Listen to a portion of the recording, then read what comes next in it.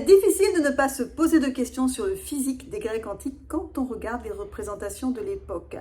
Ventre en acier, fesses bombées, muscles saillants. Apparemment, ils mangeaient beaucoup de protéines et aimaient se balader nus. Dans quel cas, au moins, on aurait eu un beau spectacle. C'est bien dommage que les femmes ne soient pas admises au stade.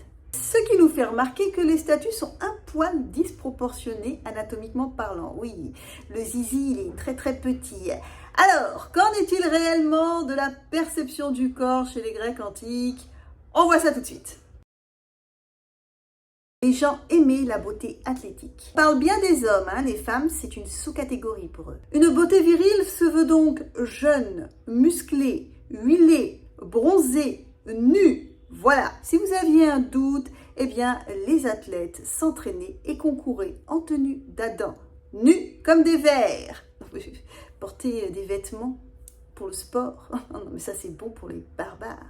Je me demande bien où les équipementiers sportifs auraient placé leur logo sur le corps des athlètes. Étaient-ils tous obligés d'adopter le régime hyperprotéiné pour paraître beaux sur le stade? Pas si sûr. Des beautés bedonnantes existaient parmi les athlètes lourds. On appelle lourd un athlète qui participe aux 3 sports de combat, pugilat, lutte et pancrace. On en voit sur des vases attiques du 6e au 5e siècle, de gros ventres, loin des abdos en béton armé, plats que nous servent les artistes. Ils sont gros, mais plus proches de la réalité et plus sûrs de remporter le match.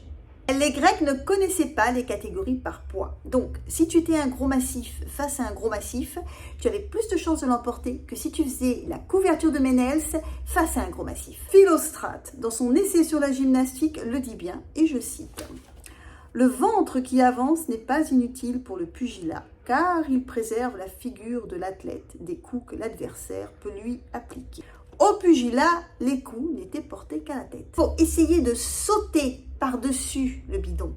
Ne pas être un canon de beauté n'empêchez pas le public de vous apprécier, alors nous voilà rassurés. Mais par contre, soyons clairs, vous étiez considéré comme un senior. Opposition aux jeunes et faibles, si chers aux Grecs. Nous arrivons à la partie tant attendue de cette vidéo, la disproportion anatomique. Que l'on triche sur la quantité d'abdominaux anatomiquement permis par Dame Nature pour paraître plus puissant, plus musclé, d'accord, mais que l'on néglige le symbole absolu de masculinité, que l'on fasse si peu de cas de ce bout de chair, qui pour le coup porte bien le sobriquet de petit oiseau. Ça semble incompréhensible. Oh, ne mentez pas, vous aussi, vous vous êtes posé la question au moins une fois. Ce choix esthétique n'est pas contradictoire avec l'idéologie grecque. Il ne s'agit pas de compétences en sport de chambre, c'est bien plus profond que ça. On parle du contrôle de soi. Donc pour les Grecs antiques, l'homme doit être rationnel, sage, intelligent, capable de dépasser la bestialité qui sommeille en chaque être humain. On parle du contrôle de soi. Donc pour les Grecs antiques, l'homme doit être rationnel, sage, intelligent, capable de dépasser la bestialité qui sommeille en chaque être humain.